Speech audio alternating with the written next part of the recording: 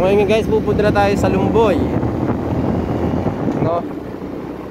At bibisitahin natin yung ating mga titibay na kamag-anak.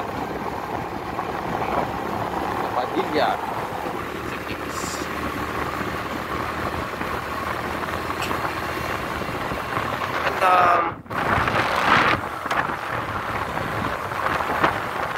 At matagal ko gusto bumisita rito eh. Kaso medyo busy tayo ng mga past few months. Kaya lang tayo nakakita ng pagkakataon. Coincidence. One time kasi pagpunta ko ng city, San Jose, man ako na Rizal, sama ko si Eugene, classmates ko sa PhD. Then accidentally, yung pinsang ko pala ay doon nagkatrabaho sa may inasal. Parang may nakatingin sa akin. And I found out, oh my god, nakatingin pala sa akin yung pinsang ko. Tataka siya pa. Itong buong ito parang pamilyar. Siguro sabi.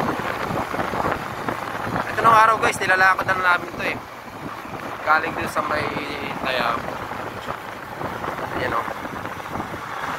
Ang karaniwan nga pa ang hanap buhay dito ng ating mga farmer relatives. It's more on agricultural activity. Katayang sibuyas, kamatis. Ayan, katulad ngayon summer, I don't know kung ang tawag nyon is C3 plants or C4.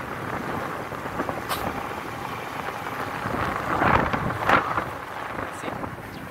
Ayan. Ayan yung ating farm guys. Okay.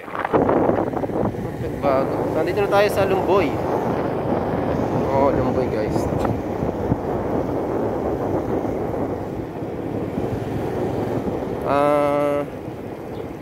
Nandong araw, may daan dito.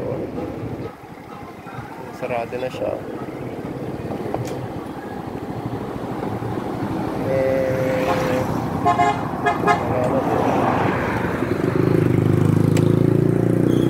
Kuya? Saan po yung daan dito pababa? Direksyon po dyan. Ah.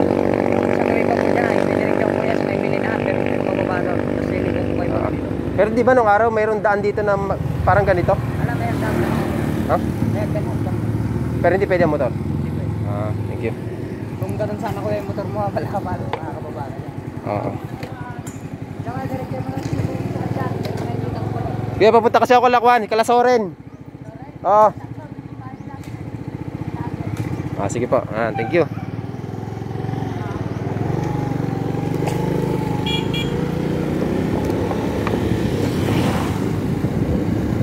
Ayan, nag-pretend na tayo na hindi natin kakilala o hindi tayo taga rito. No. Ayan, nakikita ko na, puro bahay na. Nakakamiss lang. Okay. Diretso lang daw. Oh my god, nandito na tayo ngayon sa may Lumboy. Ito nga pala yung way, papunta rin sa may na guys. Isabela. Figaro. Ayan. Okay.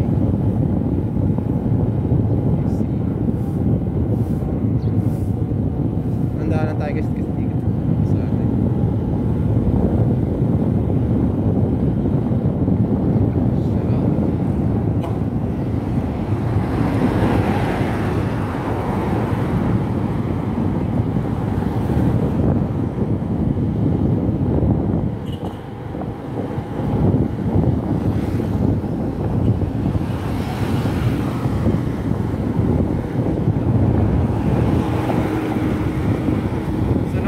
Rito yun eh. Ah, ito, may araw naman pala eh. Dati kasi wala. Okay, Lumboy Elementary School. Siguro ito na yun. Okay, at na tayo. Lumboy. Ayan.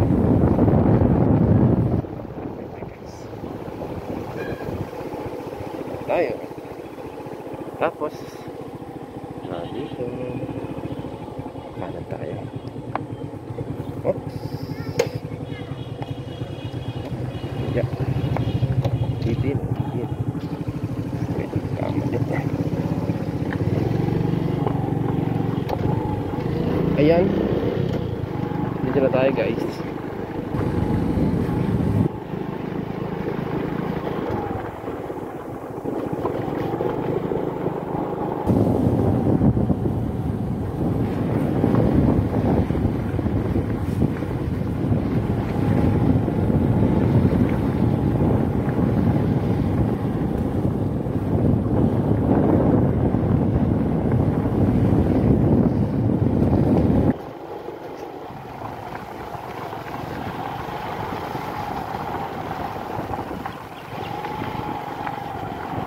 Pero ako sa mga tao dito kasi nakikita ko rin sa mga post ng mga kamag-anak.